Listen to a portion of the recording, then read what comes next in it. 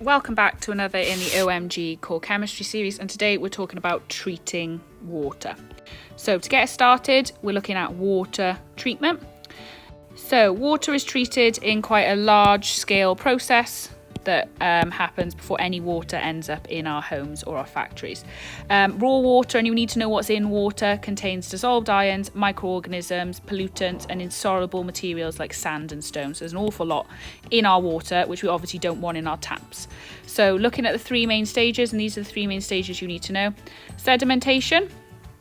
This slows down the flow of water and allows large insoluble particles to settle at the bottom. Then it goes on to filtration. Filtration, the water is sprayed on specifically prepared layers of sand and gravel. It trickles through and smaller insoluble particles are removed. Okay. And then chlorination, chlorine gas is injected into the water to sterilize it. The chlorine is poisonous and kills microorganisms. So there's three stages: sedimentation, large insoluble, filtration, then small insoluble, and then the chlorine gets rid of anything that's left. It's then stored in these giant containers and goes to our house. There's three steps that you need to know and be able to explain. Next thing then, how do we conserve our water? So water conservation is something that we're always thinking about and talking about. So a couple of things that we need to think about when conserving water. Purifying water, so making water pure for us to drink, going through that process requires a significant amount of energy. So you've also got to be thinking there, when you make energy, it often releases CO2. So you've got to think about the effect on the environment, global warming. There's another thing that they could link in here. And money. So people are advised to reduce their water consumption so that we can save the environment, save energy, save money. Okay, and there are a couple of possible methods to do so. Loads of them you've most probably heard of before, but just in case they ask, how do you conserve water?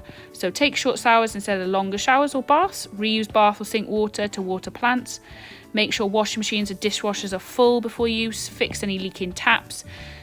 Install a toilet with a short flush. Insulate water pipes to reduce the chance of pipes bursting. Install a water meter to monitor use. So just a couple of ideas of how we can conserve our water. So not many questions today. Like I've said before, have a go at the questions, see what you know. If you get them all right, that's great. If you don't get any of them right, you need to have another go. So water contains dissolved ions such as calcium and magnesium. It contains microorganisms. You might get sand and rock. Pollutants, so stuff that have already polluted, just to name a few. Describe sedimentation, so it slows down the water.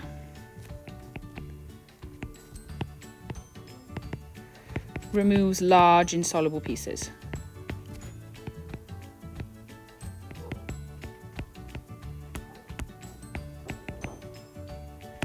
Filtration, they're passed through small filters.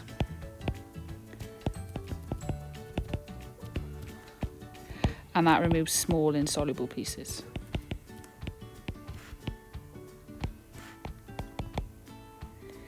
Chlorination, adding chlorine to water.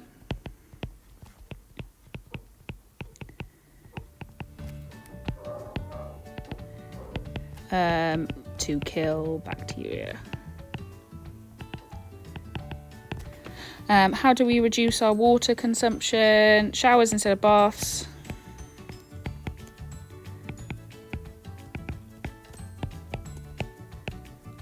Install a water meter. There's loads of them. I just picked out two there.